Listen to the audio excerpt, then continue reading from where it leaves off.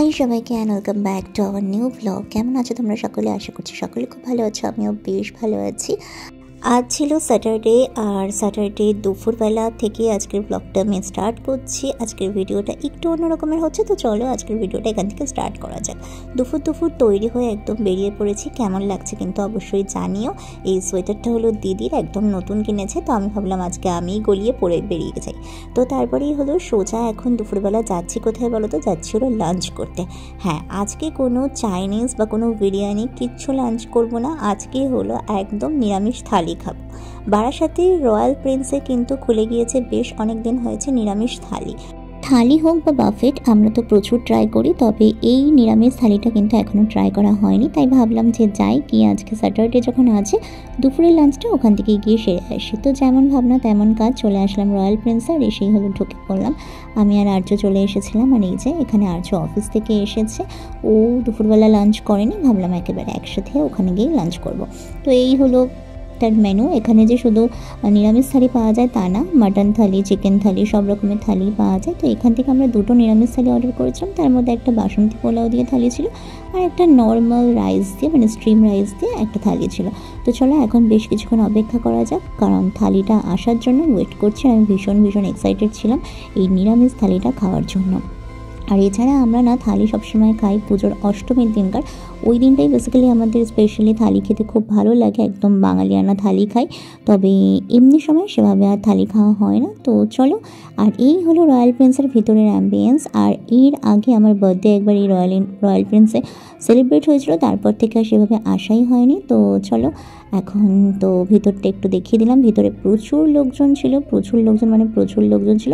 আর তোমাদের সাথে কথা বলতে বলতে দেখো এখানে চলে আসলো কিন্তু একদম আমাদের থালি।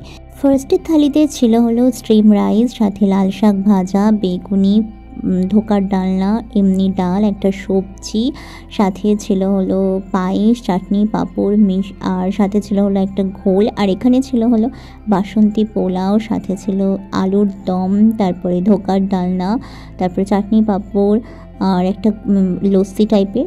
সব কিছু মিলিয়ে প্রত্যেকটা খাবার কিন্তু একদম দারুণ ছিল, দারুণ মানে দারুণ। হ্যাঁ, একটু লবণ কম ছিল, তবে ঠিক আছে, বেশ ভালো লেগেছে আমার কাছে। আর এই থালিটা কিন্তু বেশ ভালো ভাইরালও হয়েছে। মোটামুটি কম বেশি সবাই কিন্তু রয়্যাল প্রিন্সের এই থালির কথা এখন জেনে গিয়েছে। তো আমার তো এই দিন এই খাবারটা খেয়ে খুব ভালোই লেগেছিল। তো চলো খাওয়া দাওয়া তো কমপ্লিট করে বেরিয়ে পড়বো। এখন কোথায় যাব সেটা এখনও ঠিক করিনি। তো চলো দেখি কোথায় যাওয়া যাক।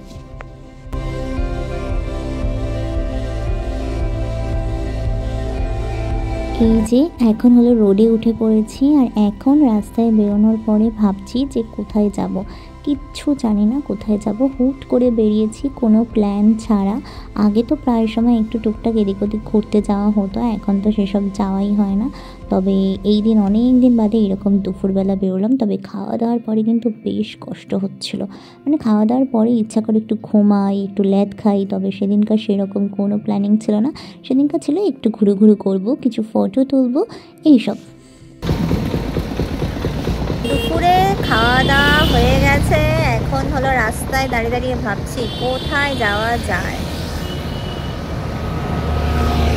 আর আমাকে এই হেলমেটটা পরে কেমন অ্যাংয়ের মতো দেখাচ্ছে, বঙ্কু বাবুর অ্যাং।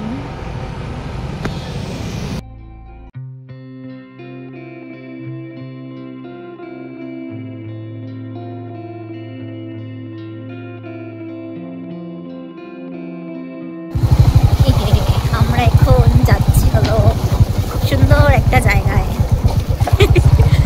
আমার ফোনটা নাকি একটু কম নড়বে বলেছিল, তো ভালোই তো নড়ে যাচ্ছে ফোন।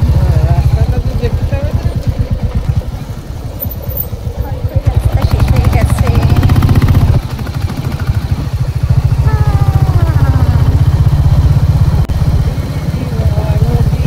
রাস্তা দিয়ে যাচ্ছে সুন্দর মানুষজন।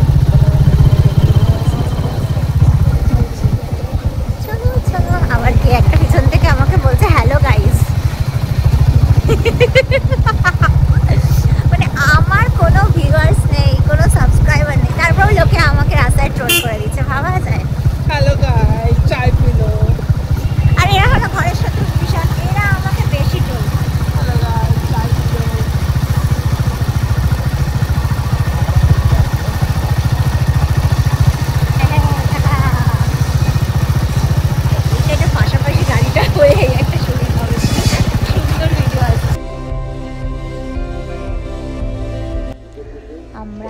এসেছি হলো এই জায়গাটার নাম জানো?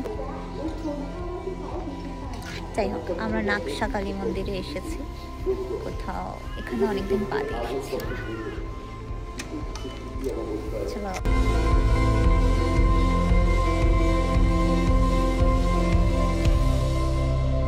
এই গোটা এরিয়াটাই কিন্তু খুব সুন্দর একটা এরিয়া। আমার পিছনে হলো সূর্য অস্ত যাচ্ছে, সুন্দর।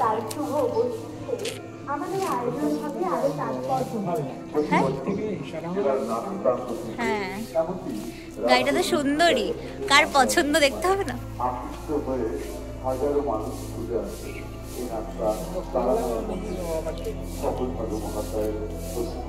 আমি যদি তোকে, কিন্তু একটা ছেলের জীবনের একদম মালকিন হয়ে যায়। একটা ছোট কুচকু চায়ের দোকান থেকে এখন চা খাবো। আজকে একটু তাড়াতাড়ি বাড়ি চলে যাবো আমরা। ইনি যাবে না, ইনি যাবে হলো এনার কাজে, আমি যাব আমার অকাজে। না, আজকে আমার বাড়িতে গিয়ে কোনো কাজ আছে। আমাদের বাড়িতে কালকে একটা ছোট্ট প্রোগ্রাম আছে, কি প্রোগ্রাম আমি জানি না। ওই যে আরে ওই যে রামের মা কাকির কি যে করবে সেটা জানি না।